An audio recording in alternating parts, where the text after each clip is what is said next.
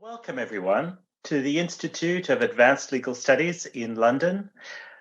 My name is Carl Stitchen, and I'm the director of IELTS.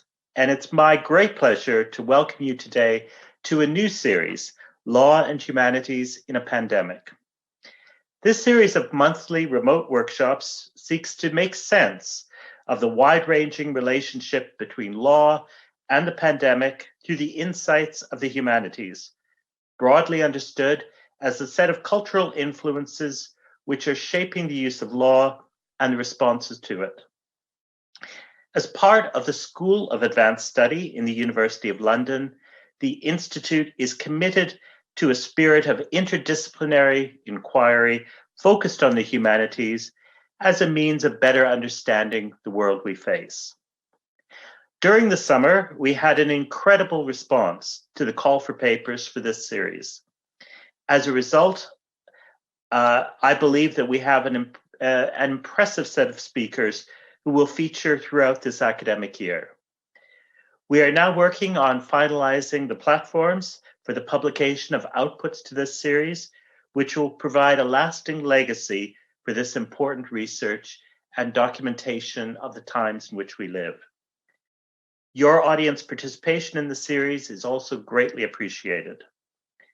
Through the use of technology, IELTS is reaching a wide and diverse audience worldwide.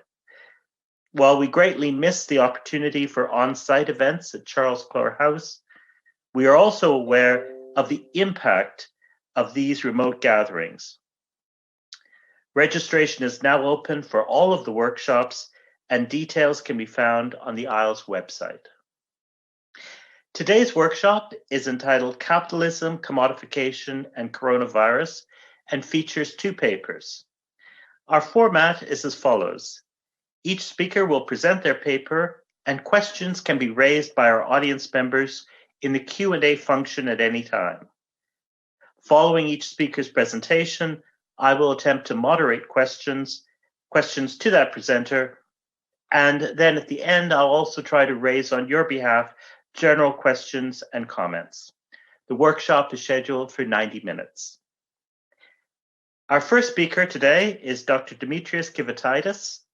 Dimitrios is lecturer in law at the University of East London in the UK. He's published articles and monographs on topics generally relating to legal and political theory, constitutional law and human rights, as well as the relationship between law and political economy. He is a member of the editorial collective of Legal Forum, a forum for the Marxist analysis of law.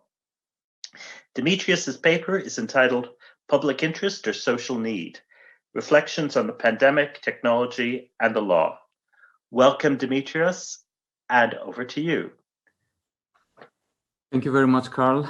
Well, first of all, I want to thank you for organizing this series of seminars and inviting me and David to kick off today's presentation.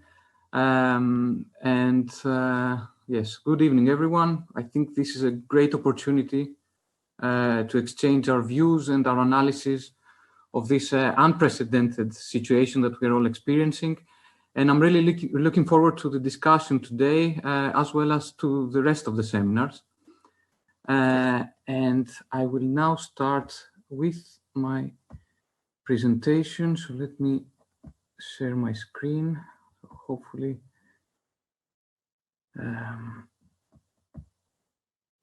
you will be able to see my screen now. Okay. So I want to start today's presentation with the object of analysis, and this is the coronavirus crisis legislation, and the measures, the legal measures taken to deal with the pandemic has taken the form of emergency legislation. For example, in the UK, we had the regulations that the government first used, even before the Act of Parliament. And in Greece, where mostly my paper will focus, we had a form of emergency legislation called Acts of Legislative Content. I will say a few words about this in a moment. So I would like to start my presentation with this metaphor of illness, this metaphor which lies at the heart of emergency legislation. So I have a quote here from Donoso Cortés.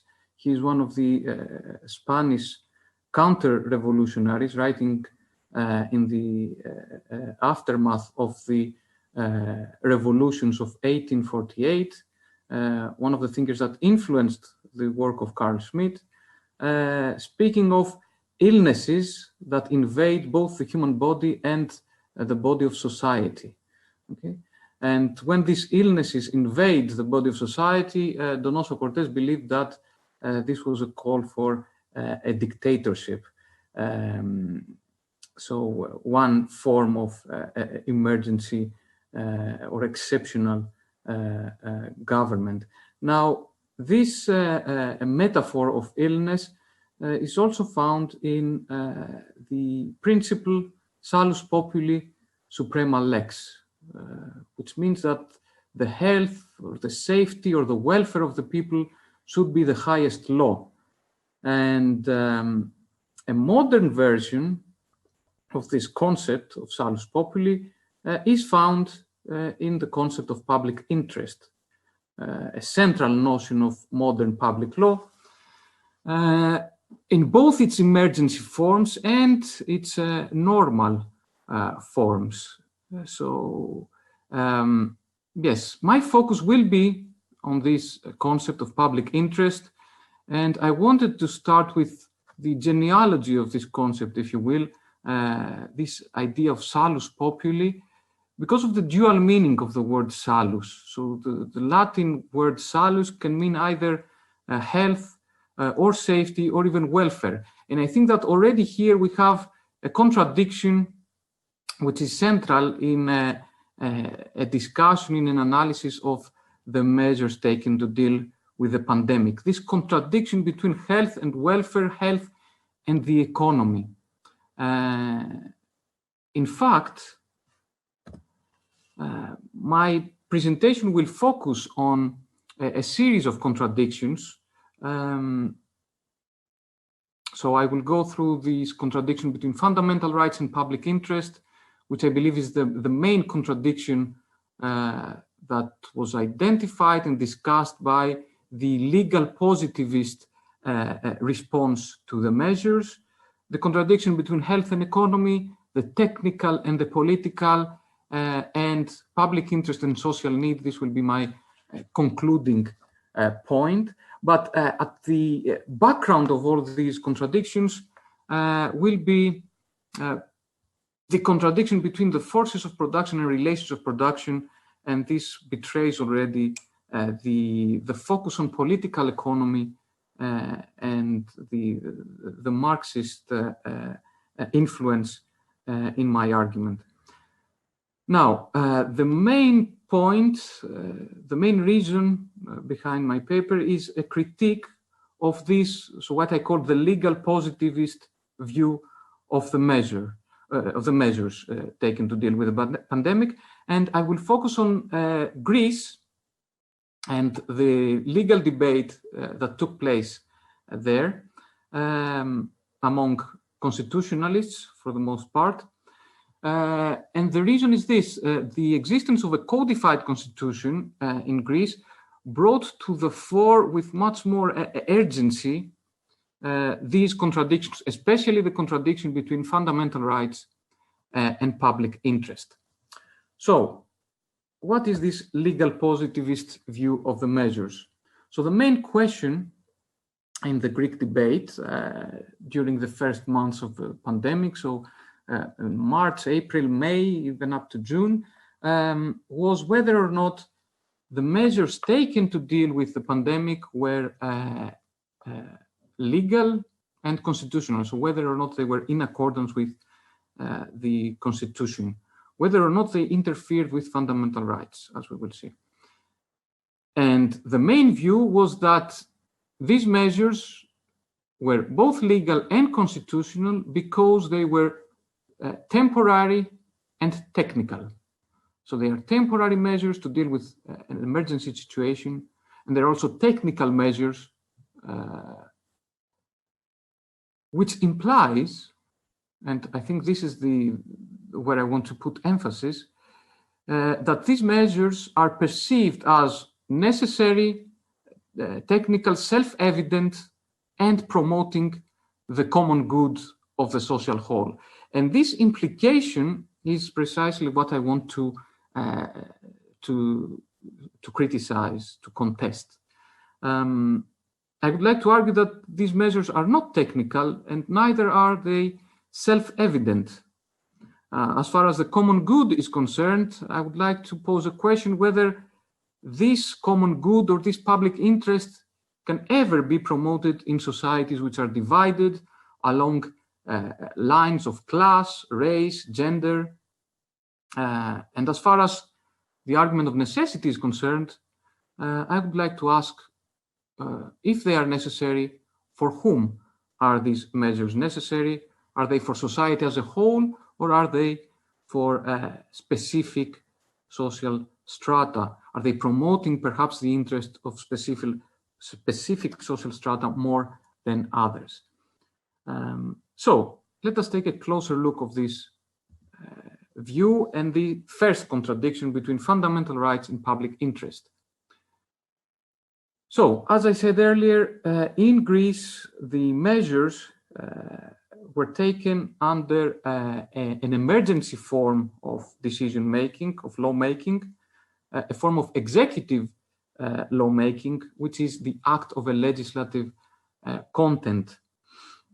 Now, this allows, of course, the government to legislate promptly in order to deal with a crisis, okay, and then Parliament approves these measures and turns them into law. However, in the first instance, it is the executive that takes this initiative and uses this form of emergency legislation. Now, using this measure, the measures like movement restriction, closure of borders, the measures that we all know of and are captured under the term of a lockdown were taken.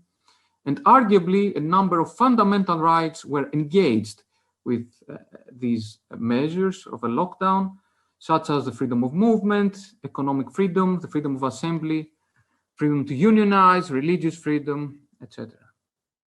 Now, there is, of course, a legitimate aim pursued by these measures, and this aim was the protection of public health. And the right to health in the Greek legal order is both an individual right and a social right. So the next step for the constitutionalists in Greece was to discuss the proportionality of the measures. Okay. So as I said earlier, the majority of thinkers were in agreement that these rights that I mentioned above are all qualified rights, and the temporary limitation of these rights can be justified for reasons of public health. They stressed the importance of these measures remaining temporary and to be lifted as soon as the threat of the virus passes. Now, what I want to focus on here is that the majority of the legal positivist response to the measures recognized their urgent and self-evident character, and they did this by emphasizing and referring to the factual situation and the overwhelming force of scientific data. So the legal positivist response invoked scientific authority. Okay? In fact, they went even further than that, and they put in place a contradiction between technocrats and populists. So experts have the final say in the measures taken to deal with the pandemic. You had the images of prime minister, heads of state being flanked by epidemiologists. So this crisis was an example of a crisis where the experts had the final say, and the experts were legitimized. They were vested with this authority, and this authority is not contested. Now, what is important here is that a contrast was drawn between the response to the current crisis, the pandemic, where experts are vested with this authority and this authority is not contested, as opposed to the financial crisis. You remember in Greece, the troika, the troika of experts from the European Central Bank, the IMF, and the European Union Commission was seen as the personification of evil. So in this instance, in the battle between technocracy and representation, the technocracy and democracy, it is perhaps the technocracy which now has the upper hand. Okay? And this attests to the technical nature of the measures, technical rather than political.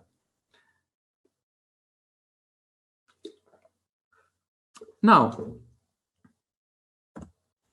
this legal positivist view is not unanimous in accepting the measures as a whole unequivocally. There was a critique that was developed, and this critique was very fruitful because it took the proportionality tech and it twisted it a little bit. Okay, so this view argued that the measures fail the proportionality test, and in particular, they fail the test of suitability.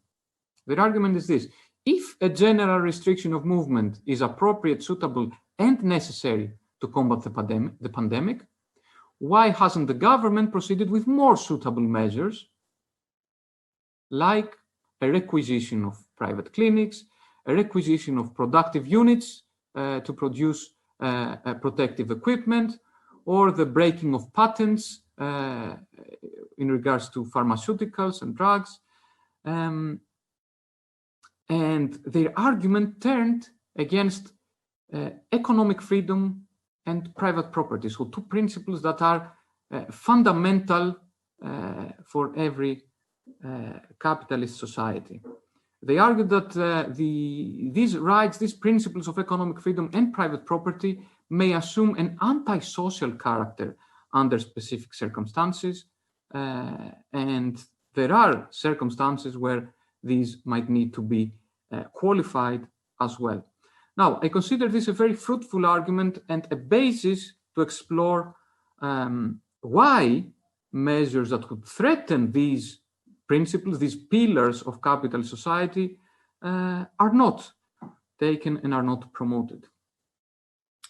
Now, to explore this further, I believe we need to move beyond positivism and proceed with an interdisciplinary critical analysis which focuses on political economy, in order to argue that these measures are neither temporary nor technical. And here I believe it is essential to establish the following, and here I borrow from Michael Roberts' analysis and Stavros Mavrodeas, two political economists, Marxist political economists. And the point here is that there is a global economic crisis that is currently developing, and the pandemic was not the cause, but rather the catalyst for this crisis. So it has been characterized as the straw that broke the camel's back. So there were already intrinsic reasons that would lead sooner or later to a new capitalist crisis, but the pandemic exacerbated these tendencies and acted as a catalyst for this crisis. And on this basis, I want to now focus on three categories of measures in order to cast doubt on this narrative of which presents the measures as technical and temporary. And the first series of measures is the first category of measures is the stimulus packages. I believe that the class content, the political economic character of these measures is most evident in measures that deal with the economic consequences of the pandemic. So the major example here is the stimulus packages. And we have the example of the CARES Act in the United States, where $2 trillion were directly infused in the economy. We have the SURE, the instrument for temporary support to mitigate unemployment risks in an emergency, which was established by the European Union. In Greece, as part of this instrument, we had the Synergasia program, based on which the private sector employers could reduce the weekly working time of the employees up to 50%, while the state covered 60% of the employees' salaries. And I believe we are all familiar with the furloughing scheme in the UK, where the government also covered for a large part of employees that were were left unemployed during the pandemic. Now, these packages have been celebrated as a restoration of Keynesianism, as a shift of conservative or right-wing governments to the values of the left. But I believe that a more careful look on these packages reveals the class content. So most of these schemes to tackle unemployment are based on the Kurzarbeit, mini jobs that were have been implemented, I think, over 100 years in Germany to tackle unemployment and save capitalism from its contradictions.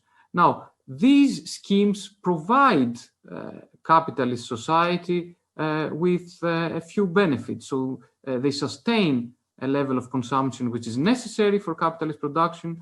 They prevent popular unrest while socializing the burden. Okay, so it's not just the rich or the capitalist class that shares this burden, but this burden is shared disproportionately through taxation by other social classes as well, whereas the benefits are not shared equally. So more than 2/3 of the US package went to cash and loans to big businesses and smaller businesses, whereas just 1/3 was used to help workers and self-employed people.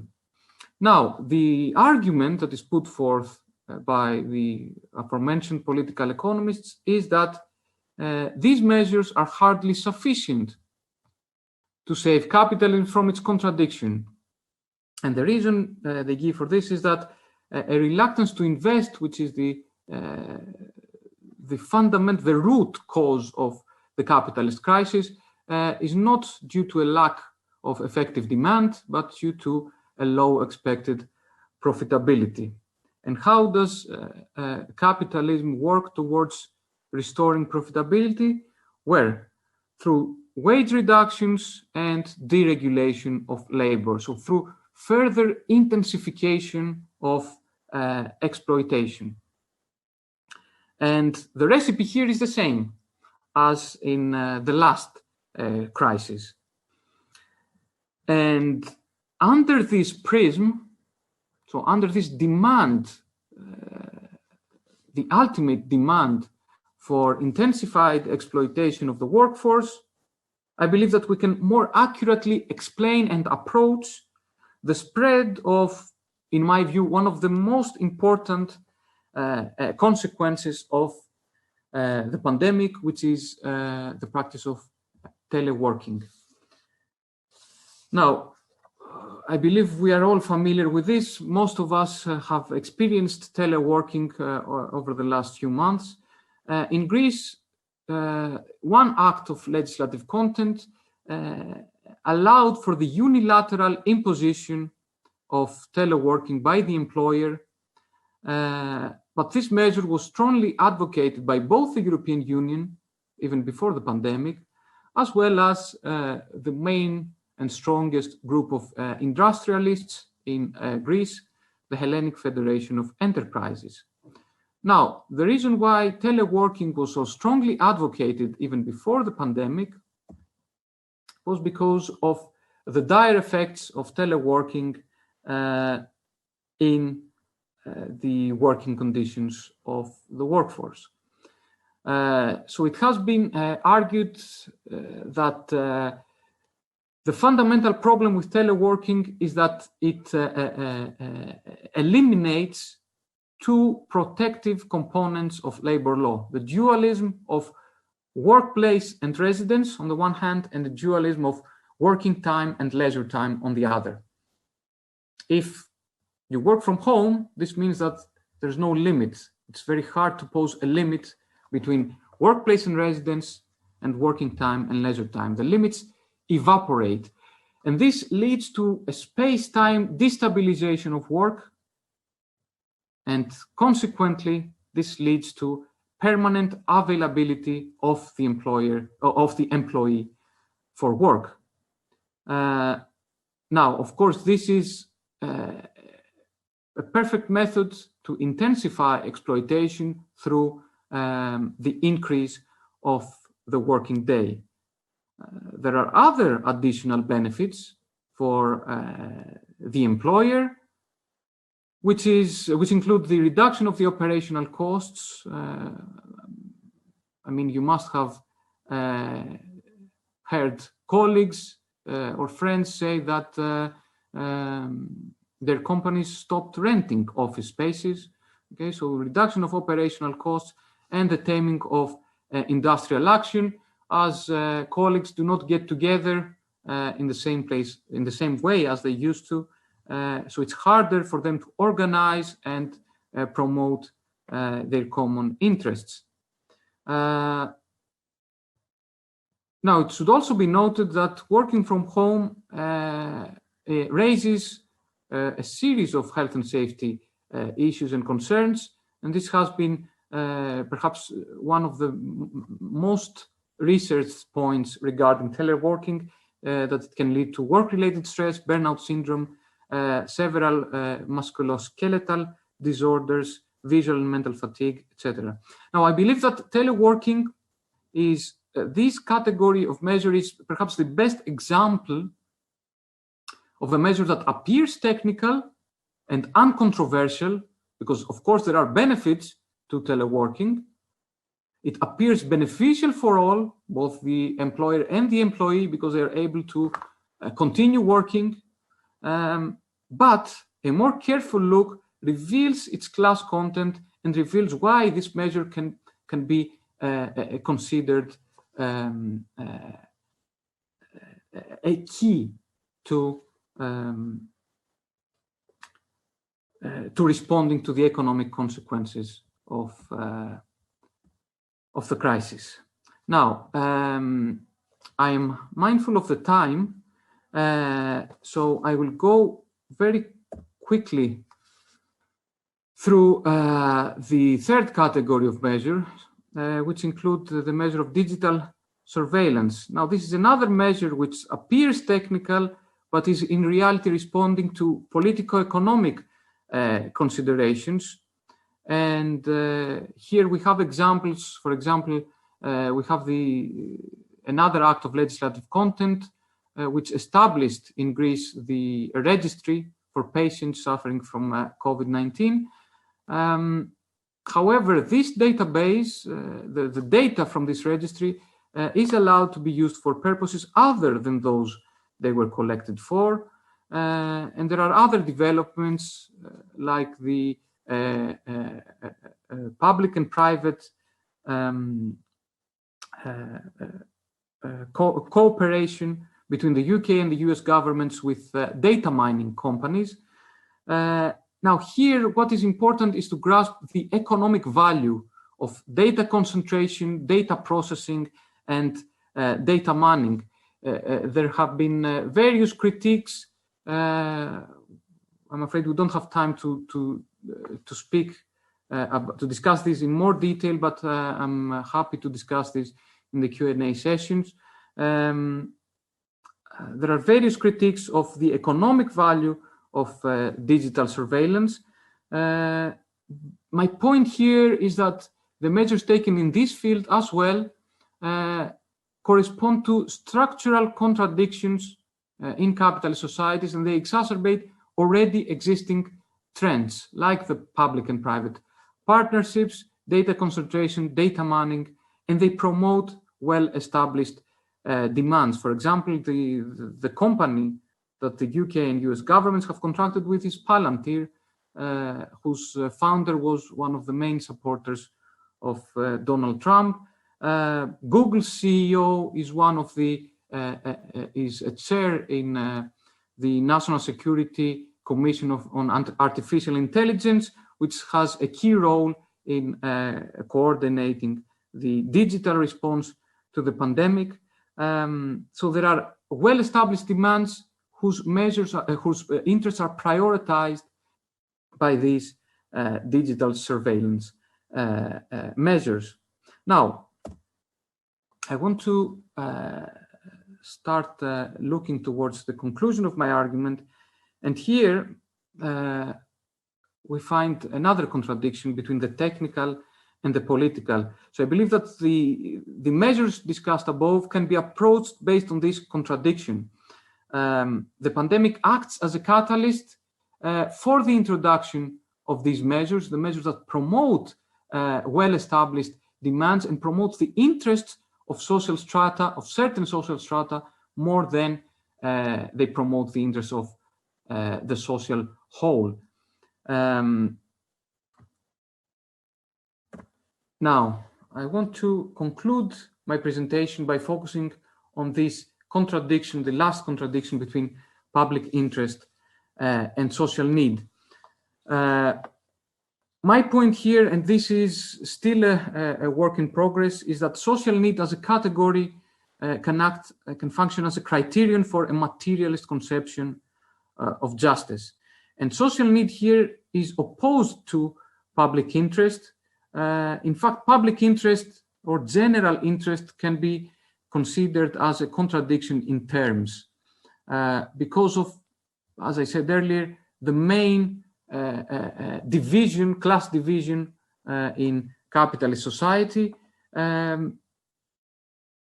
general interest, the promotion of a general interest, of a public interest, is an impossibility. In fact, the concept, the notion of interest itself presupposes a fragmentation, a conflict, and a partiality, which leads to the prioritization of interests rather than pursuing the commonality of social needs, which is why the measures to tackle the pandemic, while prioritizing the interests of certain social strata, the interests of capital, are hidden behind this idea of public interest, which is constantly invoked to legitimize these.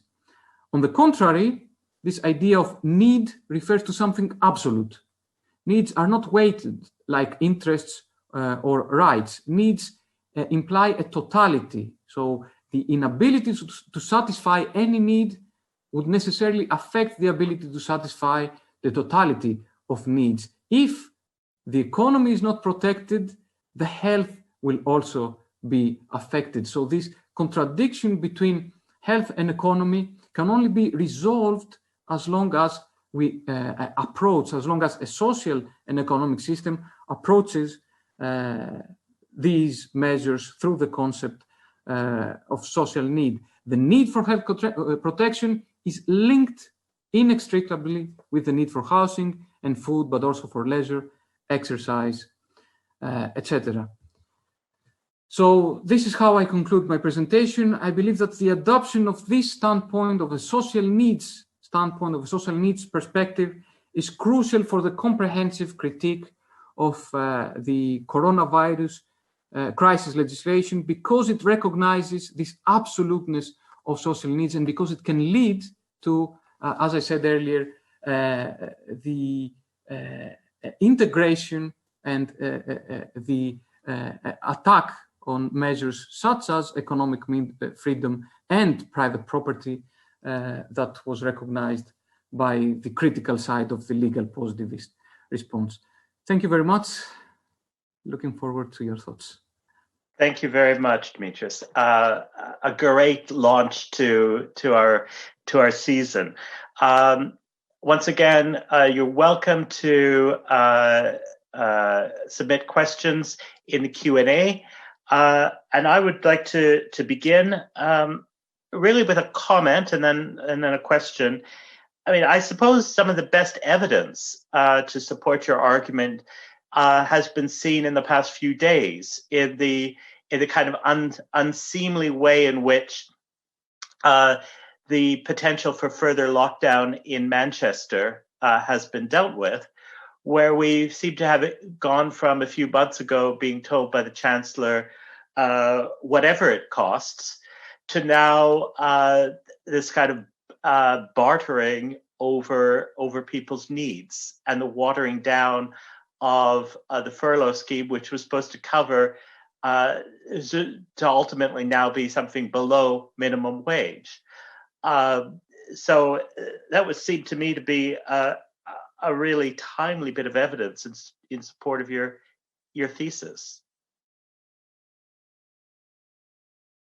Yes, thank you, Carl. I mean, I think there are many such examples throughout the world, many, let's say, moments where we find ourselves scratching our heads, trying to think, so what is the reason for this measure and why wasn't this measure, for example, taken before? For example, I seem to remember the decision for a closure of, quarantining people that arrive from other countries in the UK, well, after the first wave of the pandemic started dissipating. And I was asking myself, well, why? And there were discussions about how this measure is meant to promote the staycation rather than the spread of the virus itself. You have these politico-economic considerations that let's say, distort or rather determine this technical nature of this technical response to the pandemic. And I think that there are many examples that you can find, but the most important ones are those that that affect basic social needs. I mean, we can see this and we can talk about this for a while, perhaps in another opportunity, about what's going on with the need for education at the moment and the situation in universities and how the need for education is approached by institutions which, again, prioritize politico-economic considerations rather than what the need for education should translate into, what measures it should translate into in the current predicament. So my view is that it should not translate into increase of tuition fees or a hunt for students or sacking of staff, but into more funding to hire more staff and make delivery, satisfaction of this fundamental social need a possibility. If that makes sense. And I suppose one question that might be raised is, I like the use of the term, the technocracy that you've described. But of course, that technocracy is also being challenged by some, rather unpleasant forces in society. At the same time as we're seeing the kind of challenge that you've articulated. And I'm wondering if that actually allows this kind of appearance of a kind of neutral technocracy that becomes constructed as a kind of middle ground, or dare I say it, a third way between what is constructed as kind of extremist populist perspectives. Yes. Well, that's an excellent question. And I think that the whole point about conspiracy theories and fake news, which is very dominant in the discourse on the pandemic, has to be approached as perhaps the other side of the, let's say, conservatism that dominates contemporary societies. And that's a point that I wanted to stress, but mindful of the time, I'm glad that you give me this opportunity, that I'm not advocating against the technology or the technocracy itself. So I'm not here suggesting a neo-Luddite, a technophobic argument.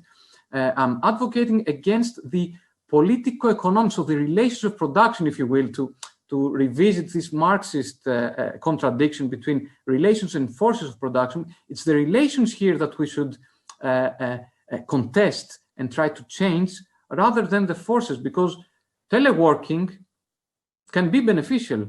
The digital surveillance or the technological infrastructure behind this can be very beneficial, and in fact, it can lead to more efficient needs satisfaction under this approach. However, the way that these technological developments are employed in capitalist society is what determines this distorted use of technology, which finds its response and its perception, or the other side of it, in conspiracy theories and technophobic and neo-Luddites. So, for example, you have all these arguments about the 5G. I don't want to reiterate all these here, but I think that this is another example of the conservatives of contemporary societies and how they approach these developments. That's an excellent question. Thank you, Carl. Thank you. Well, I think we're at the point where we should bring in our next speaker. So thank you very much, Dimitrios. As I said, a great launch to the series. Our next speaker today is Dr. David Seymour. David is a senior lecturer in law at the City Law School, City University of London. David has written extensively on law, rights, critical theory, anti-Semitism, and law and the arts. And we're delighted to welcome him to the series today. So over to you, David. Thank you, Carl. I'd like to thank the Institute. I'd like to thank Carl and Dali for organizing this. Sorry,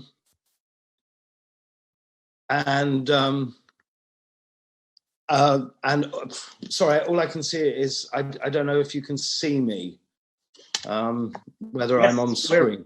You're absolutely fine, David. Carry on. Okay, sorry about that. Yes, I'm going to be mainly talking rather than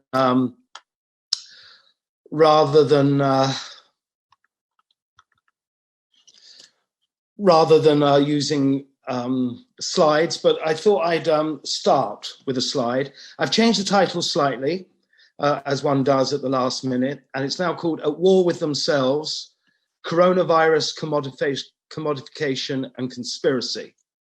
And I want to start with two quotes from Tony Abbott, Australian Prime Minister, made earlier last month. I'll just read it out. After 6 months, it is surely time to relax the rules so that individuals can take more personal responsibility and make more of their own decisions about the risks they are prepared to run.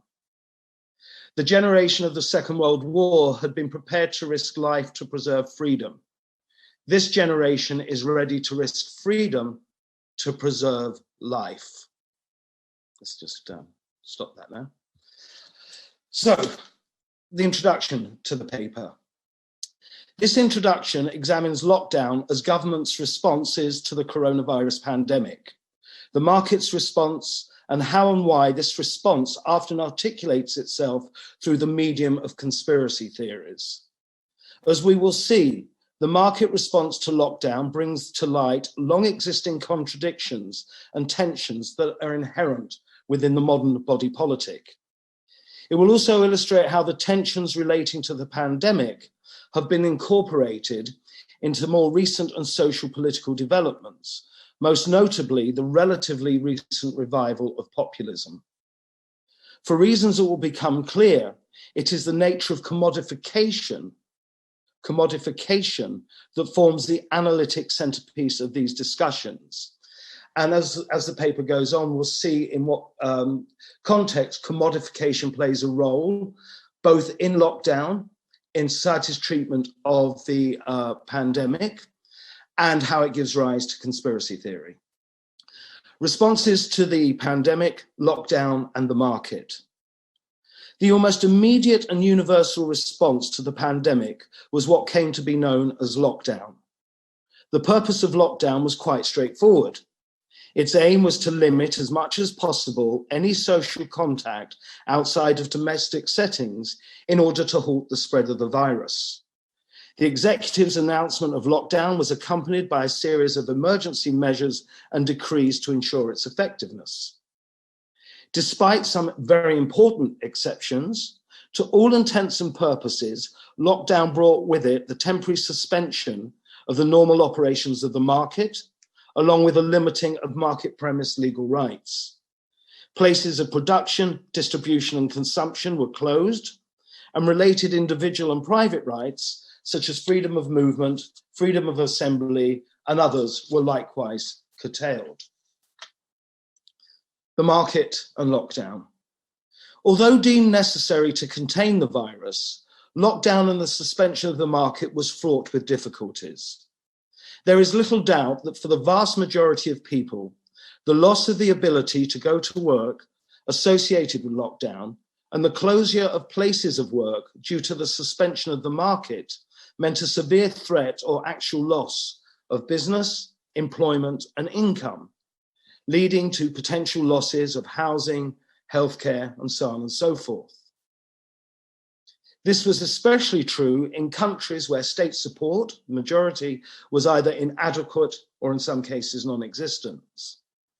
The immediacy of this threat was felt especially by the self-employed and or the owner of small businesses. From the perspective of the market, the loss of social survival became a very real possibility. Moreover, alongside these material concerns were less tangible or less visible, but very real harms relating to mental health, domestic abuse, and harms relating to the hiatus of children's education and socialization. Between lockdown and market. Between the imperatives of lockdown and those of the market, we frame broader terms as a conflict between universal and particular. On the one hand, lockdown emphasizes the collective aspects of the body politic, public law and public health of the population as a whole. While on the other hand, the market's conception of the public good frames it as little more as an aggregation that emphasizes individualism, i.e. individual interests and private rights.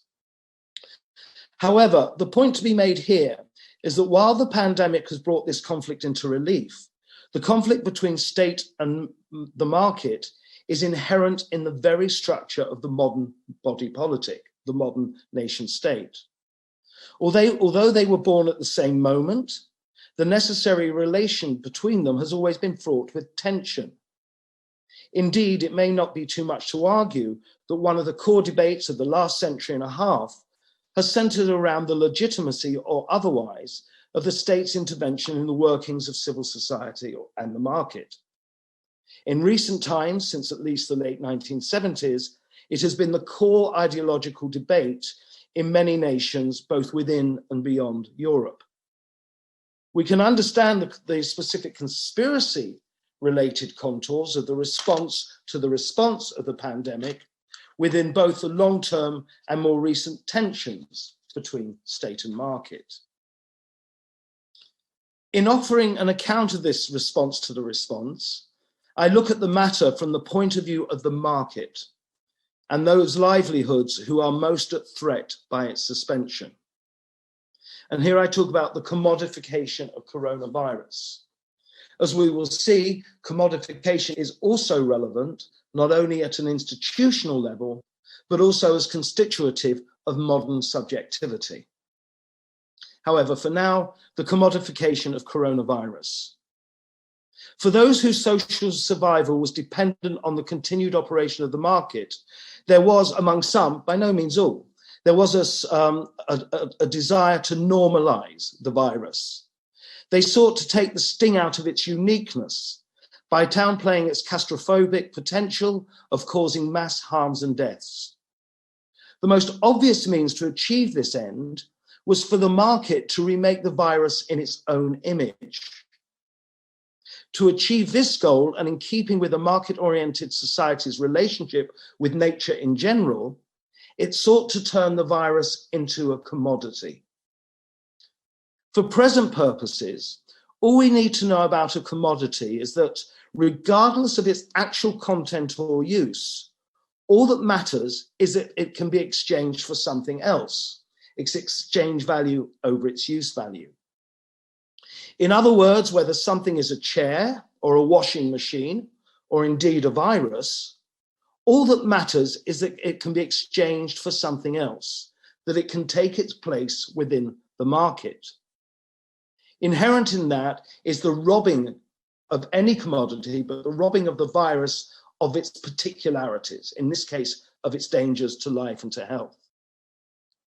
By presenting the virus as a commodity, therefore, not only does the virus become just one more product amenable to be exchanged for any other, but also that it is a matter of individual freedom whether one chooses it, the virus, over a host of other equally available goods. More often than not, in a manner that reflects the connection between commodity, market, and law, the response has been framed in the language of private rights, as we saw in the quote from Tony Abbott. We can see this attempt at commodifying the virus through the various equivalencies or exchanges that have been suggested. First, there was the notion that is just like the common cold or the flu or SARS. Once reduced in this way, therefore, the argument continues that just as those illnesses and outbreaks did not necessitate the suspension of the market, neither should coronavirus. Similar claims included the idea that since people die of the illness anyway, what difference if they die of something else? More callous was the equivalence and exchange to be made not only between diverse goods and services, but between commodities and human beings. A point that we'll need to refer later. But this category includes a view that it is worth exchanging the lives of the elderly or so-called weak for those of the young or the strong. The great Barrington statement touches on this. Again, these claims were often couched in the language of private law that can be translated to the claim that in the wake of lockdown, people had a right to take the risks of illness and death to carry on working and earning a living. As we will see, this commodification, market normalization, and valorization of private rights comes to be strengthened against what is increasingly seen as an overbearing and illegitimate use of public law and or state intervention, which attempts, no matter how flawed, to recast the right to bear risk across the whole body politic and not just a particular individual. However, as we will see, it's worth noting the ways that these external relations between individual and market and individual and state have been internalized. By this, I mean that the conflict between state and market takes place within the modern subjectivity itself. We are, at one and the same time, part of the public realm, the collective, or in this context, the state, citizens, and also we are part of the private realm, individual participants in the market. From this point, it follows that the conflict between lockdown and the market can be found within the modern subject themselves. As we will see, it is this subjective aspect that gives rise to the conflict, its particularly aggravated and, dare I say, violent articulation. From the rational to the irrational. There is nothing novel about the tension between market and state. As I've said, it's been present since the emergence of the modern body politic. Indeed, the fault lines of this relationship formed the gist of the ideological mill from at least the early 18th century, and, as with the present conflict, has articulated itself in the language of both political economy and of jurisprudence. However, what is curious is that this orthodox tension has reappeared in times of COVID in the language of conspiracy theory. Again, the answer to the question is present in the history of the modern nation state, even if its specific form, populism, has a more recent cause. However, before continuing, a few words, very, very brief words, are needed on what we mean, or rather what I mean, as conspiracy theory. I've argued elsewhere that we can think of a conspiracy theory in the way that Hannah Arendt thinks about ideology in the context of anti-Semitism. Ideology for Arendt is not the unfolding of a reality captured by a concept, but rather it is the unfolding of the concept through into which reality is distorted and forced. Thus, just as anti-Semitism is the unfolding of the idea of the negative concept, the negative idea of the Jew, so too in the present context, for the purposes of this paper, is a conspiracy theory relating to the state, the unfolding of a negative idea of its original concept, or of the conspiracy theory's original concept of the state. And it is one that distorts and denies the messiness, the messy reality of reality. However, for the purposes of this paper, what I'm interested in is not the connection between anti-Semitic imaginations and coronavirus, although we shouldn't be surprised there are plenty out there, but rather the connection between conspiracy theories about the state and coronavirus. As we will see, these conspiracy theories and distortions and imaginings are often a distortion of real political phenomena. One of the key aspects of conspiracy theory in general is personification. One of the elements of conspiracy theories about the state is personification. Critical theory of the market tells us that those involved in the business of commodity exchange see the world in that image.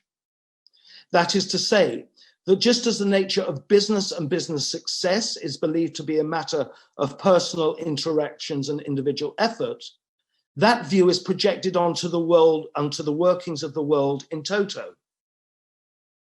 This conception of the personification of social relations means that obscure and complex social and political workings are reduced to the belief that someone, somewhere, is responsible for the fate of the world. This misrepresentation of reality results in the paradox that if something good happens, then it must be the result of individual effort. But if the opposite occurs, this can only be the result of secret malevolent powers, or what amounts to the same thing, this negative outcome must be because some person or group of people have secretly and illegitimately interfered so as to derail the good outcome dictated by the promise of industriousness alone.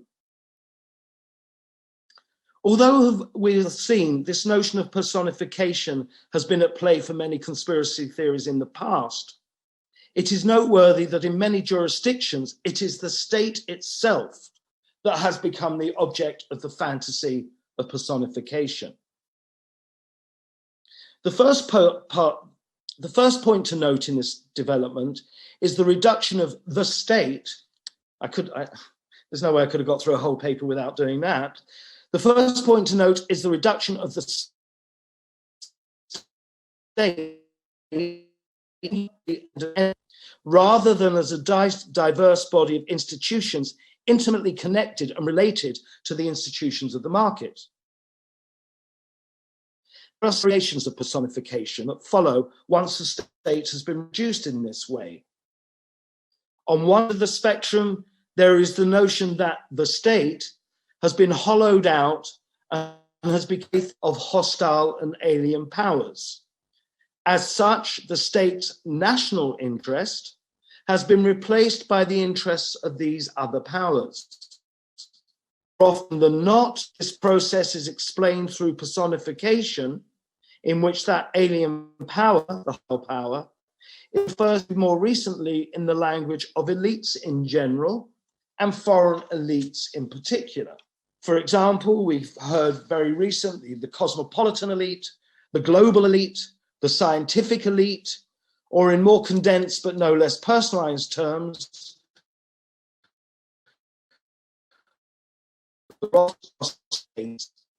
at the other end of the spectrum is a belief with what has come to be termed the deep state. The deep states points to a slightly different notion that state institutions and democratically elected bodies are sham institutions and are empty vessels controlled by a clandestine network of individuals who, like parasites, feed off and destroy the bodies in which they are embedded. The common theme for all such theories, however, is the malevolent work of an individual or network of individuals that has seeped into and taken over the national state, the national body politic. Perhaps the best example in the era of the pandemic is the notion that coronavirus is a hoax, the purpose of which is to give the state the opportunity to destroy individual freedom, understood as market rights, to work with certain multinationals or extranational global conglomerates for the state to further its surveillance of the population, to vaccinate the population with some mysterious substance, and so on and so forth. The most recent iteration of this type of thinking is Donald Trump's claim that the clandestine operations of the deep state include, among other things, federal scientific advisors, various departments of state and drug companies, conspiring together to hold back the release of an adequate vaccine to deprive both the current president, the American people, and nay, the world, of a second Trump term. In this account, the current lockdown, therefore, is only a foretaste of the damage the state is said to have in store for economic freedom and individual rights. To this notion of the personification of social relations in the context of malevolent influences within the free operation, against the free operation of the market, and one that underpins state-centered conspiracies around lockdown and coronavirus, we can add one more, a trilogy of sacrifice, repression, and projection. It is here that the tensions that we've identified between state and market manifest themselves within the individual themselves, within the modern subjectivity. Sacrifice, rejection, and repression, and projection. In the discussion of the commodification of coronavirus, I noted the connection between commodification, the market, and rights. Although this connection has long been recognized, Marx's inversion between owner and commodity, summed up in the comment that it is the commodity that takes the owner to market and not vice versa, was radicalized by the first Frankfurt School, especially Adorno and Horkheimer. For these theorists, the commodity owner, including those who own their own labor power, adapted to the market by taking on the characteristics of the commodity itself.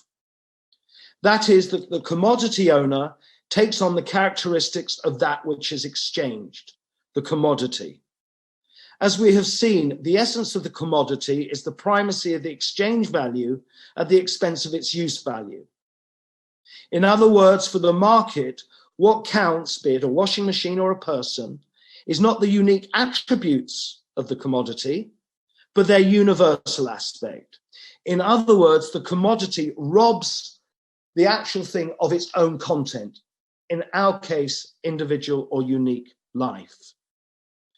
I've been told I have a short period left, so I'll run through this as much as I can. At the heart of this operation is the sacrificing of our uniqueness to our life in the market. In order to remain members of the market, we have to sacrifice our own individuality, our own particularity. That repression, and I've got a nice quote from the Lieutenant Governor of Texas, encouraging all to sacrifice our lives for the economy. But what this entails and now I'm going off script, so to speak, is the idea that the more we sacrifice our own particularity, the more it comes taboo, and the more we project it onto others. So that others who seem to take cognizance of us as more than merely a cog in the market is seen as hostile, is seen as a threat. I have a little discussion of populism, which I don't have time for, but I'm happy to discuss it. The main point being is interesting about the current time is that it's arising not from somebody challenging the state, but often from the representatives of the state. Trump, Brazil, Hungary, Poland. It is the president who is undermining the legitimacy of the state and framing it in language of conspiracy theory. So I'll conclude briefly now. It is in the light of this confluence of factors that the image of conspiracy theory relating to the conflict between lockdown and market emerges, of a definition of a world in which the definition of the people is reduced to the status of a commodity, is understood solely by the relationship to the market, in which coronavirus appears as simply one good among others, where the meaning of private rights entails sacrifice, and where any attempt to ameliorate such sacrifice is seen as a hostile conspiracy theory from the state.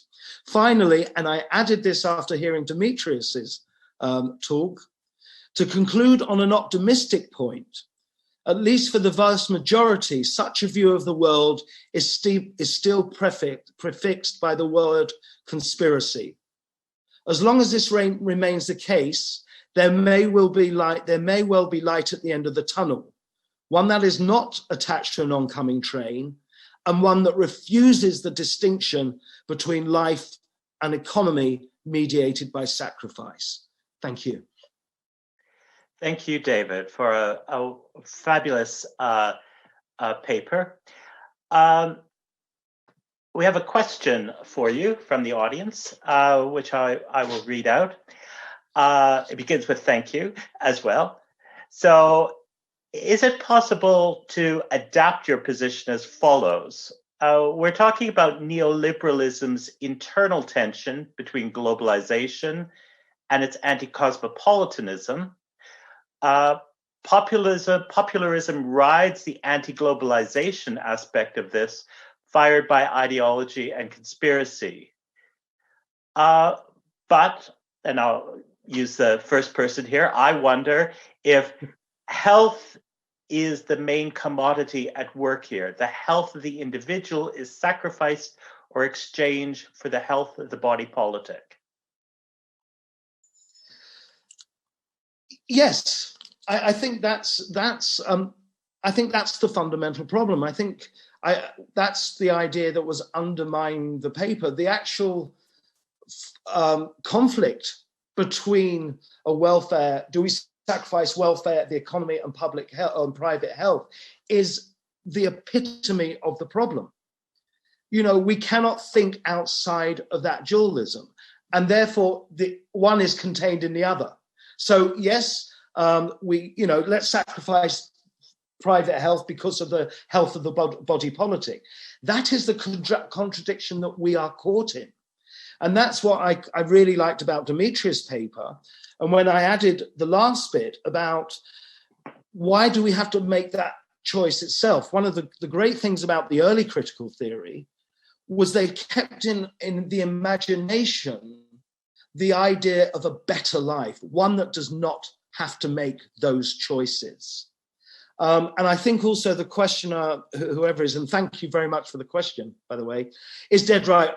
We could have globalized it, global against national, and the populism part of that paper was addressing that. But I think that point is dead right. Problem. Thank you.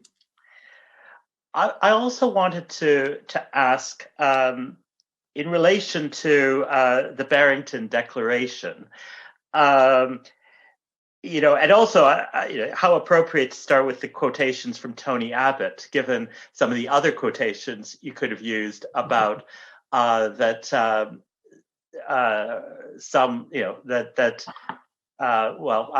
unseemly, but at least open willingness to talk about that some lives must be sacrificed for the greater economic good. But the Barrington Declaration talks a lot about the shielding of the vulnerable, the protection of those who might be at risk. And I wonder if you thought about how that can be understood in terms of commodification and the market. Well, I mean, a lot of the shielded, by those who are meant to be shielded, but by no means all, well, they're no longer part of the economy anyway. They cost keeping these old people and ill people alive. The young virility of the market. I mean, there's something really, as I say these words, there's really something quite fascistic about it.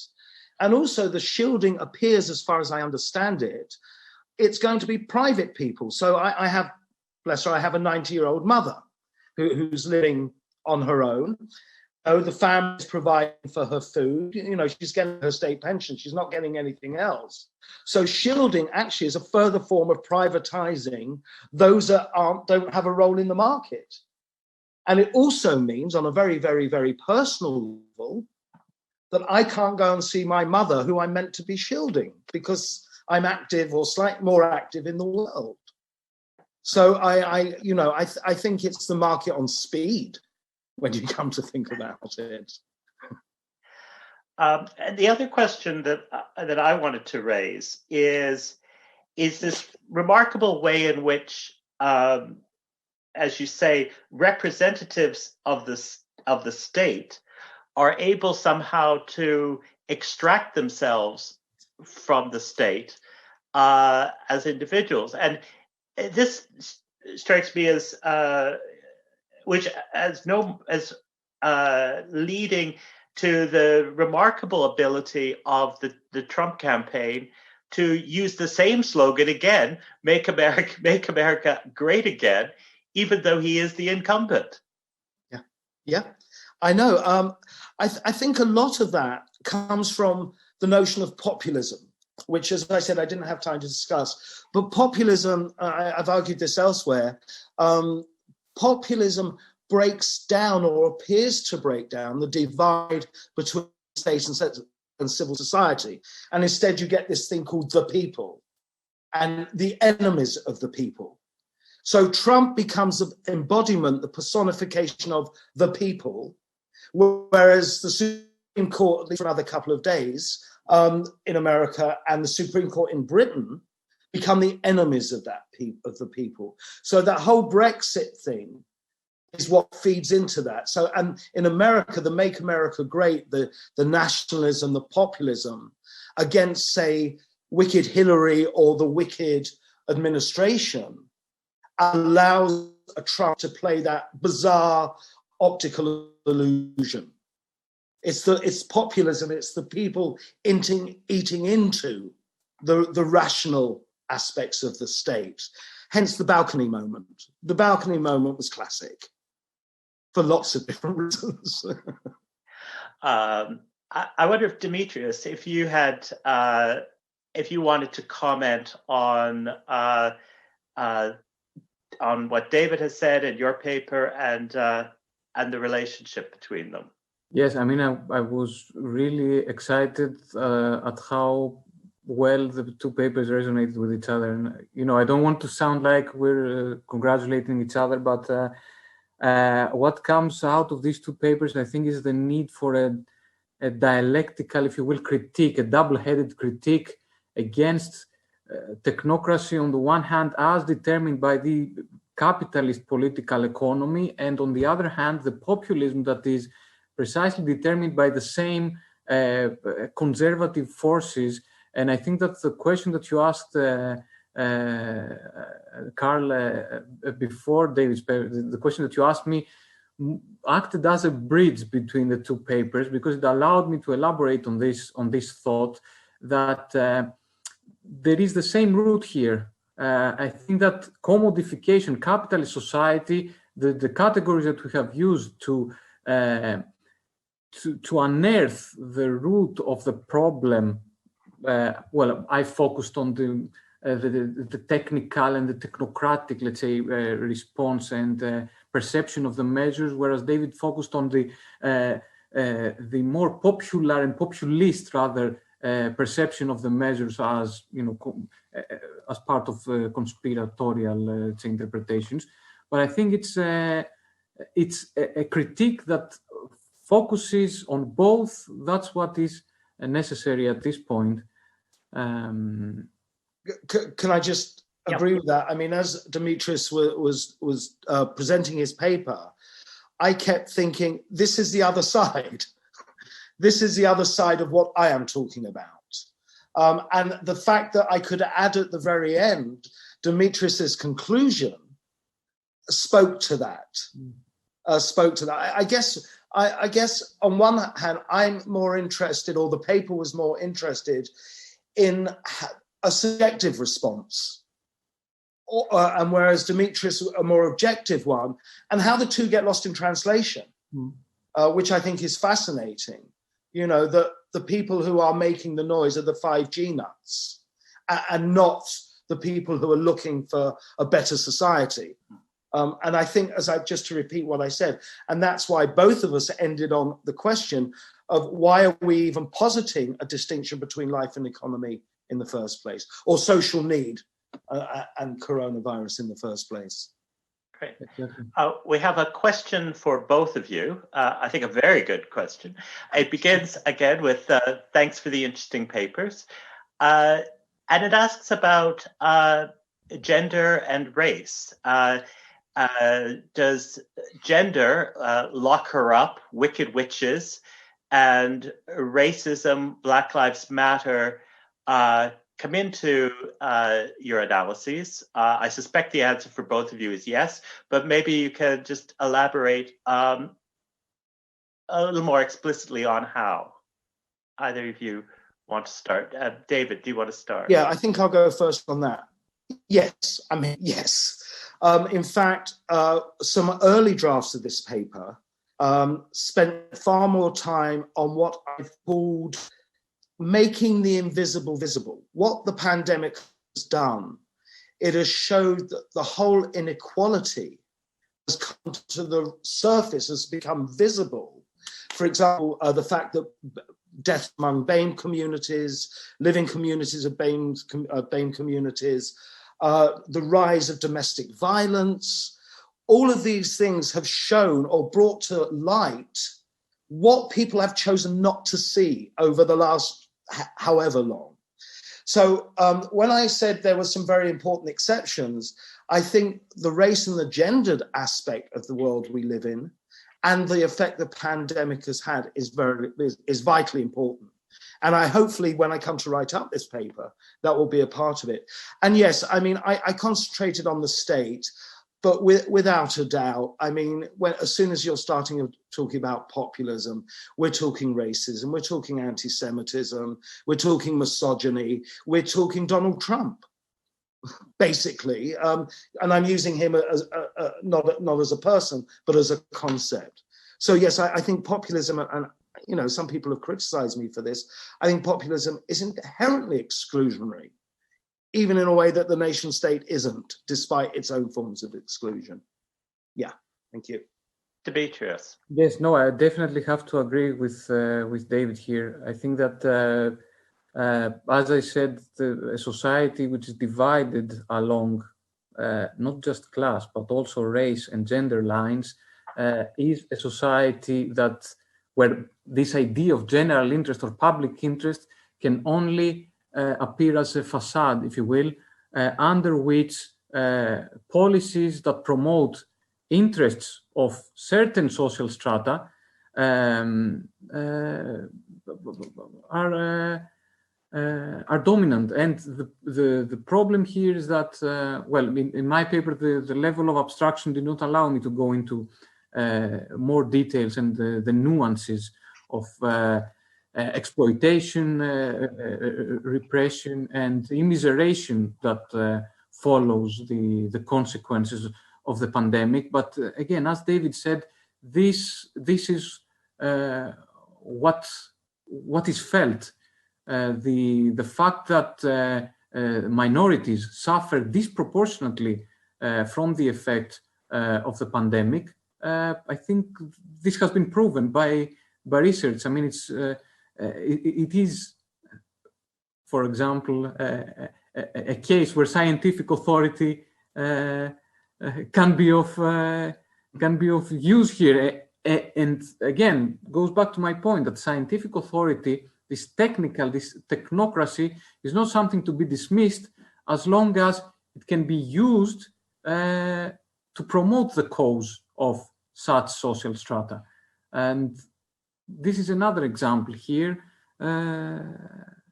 But yes, definitely both gender and race. I mean, you can think here of families with children, the issue of childcare, the closure of nurseries, and how women suffer disproportionately. You can think of domestic violence. And again, that's not something that I have done extensive research on, but I know colleagues that have been researching domestic violence in the context of the pandemic. And of course, the issue of race in America during the pandemic is, I feel that I'm not the one that should be speaking about this, precisely because I don't have all of the context and the information. But my argument is, and coming from a Marxist perspective, I think that it is established now, even among Marxists who have been accused of class reductionism, etc., that race can be approached through a class perspective and give much more fruitful results in terms of research and in terms of political, let's say, demands and standpoints, then approaching these two issues, which are fundamental divisions of contemporary societies, separately. These issues have to be approached together. So definitely race and gender are two lines of inquiry that should be carried out together with the class perspective. That's my view. And it really highlights the